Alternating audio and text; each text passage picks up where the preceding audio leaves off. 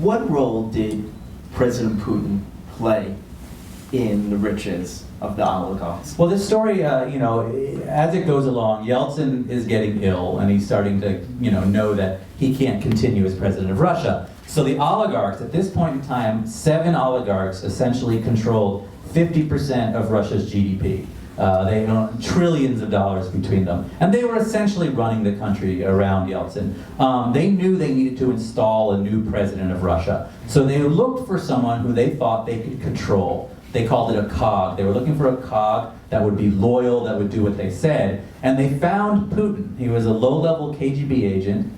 He worked in St. Petersburg for the mayor of St. Petersburg. He had helped Berezovsky set up a car dealership, and that's how Berezovsky knew him. Yeltsin liked him. They felt this was a very loyal man. Everyone misinterpreted Putin. They misunderstood the man. But what do you think? Well, he's very inscrutable. I mean, if you look at him, you can't read him. It's except if you're President Bush. Right, exactly. That's right. President Bush could read him, right? He looked in his soul. Wasn't that what it was? I can't remember. But yeah, he's a guy who, and we still underestimate Putin. This is a man who was a judo master, and I think a lot of that plays into his character. He has this incredibly ambition to win, and he is extremely loyal. Very strong man, believes in Russia, but he believes in this old Russia, the idea of the Stalin era. He doesn't want to be Stalin, but he loves that idea of a very strong, powerful Russia. When he was placed into power, what happened was he basically, within a week, invited all of the oligarchs to Stalin's old house. And this is the scene where the book opens. And there are bullet holes in the walls where Stalin used to line people up and shoot them.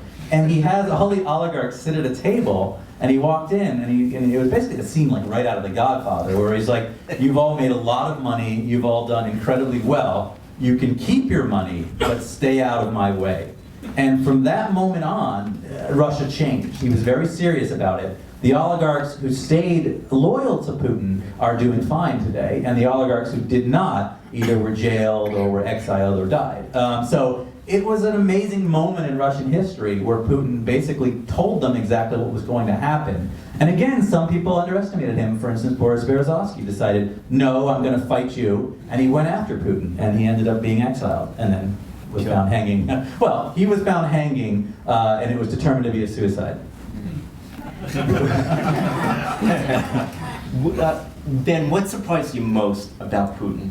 As you do in the book, you must have come across stuff that's not in the press and other stuff, talking to many of these different Well, I will say, this was the first project I've done where I didn't want to uncover anything. I'm not going to look for something that's going to get me in trouble. Right? Who made that water what's in the water there. Right. No, I think in general... What is the Russian method? It's the Putin's method, polonium, no, right? We have no proof of that. Right. But I will say, I was surprised by, I guess, in general, Putin's character, it comes across as he's not an unlikable character.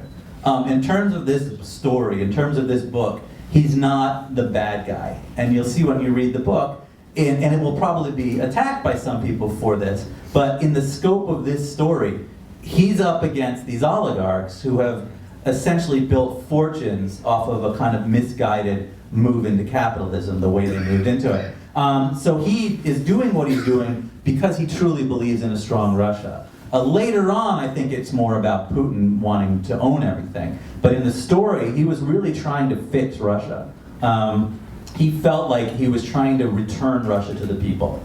Any dirty laundry on Putin? Anything? I know I'm pushing you here. I know you don't want to give up your life. No. There's in terms of Putin, there were definitely some moments in the story.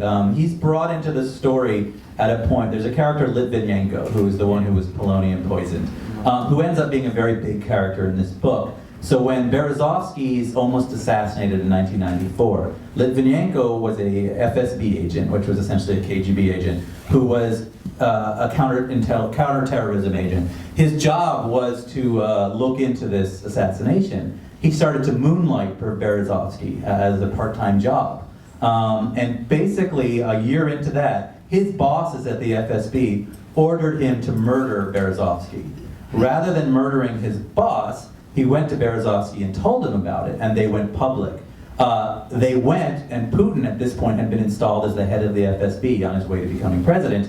So their meeting was with Putin, where Litvinenko basically said, my bosses ordered me to kill this man. You, as the head of the FSB, need to put a stop to this.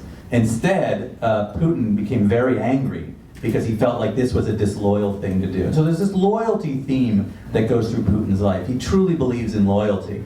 So he believed, even though what Litvinenko might have been talking about was correct, his disloyalty to the FSB was a bigger crime. And thus he ended up being arrested, and then had to run to London, and eventually was murdered.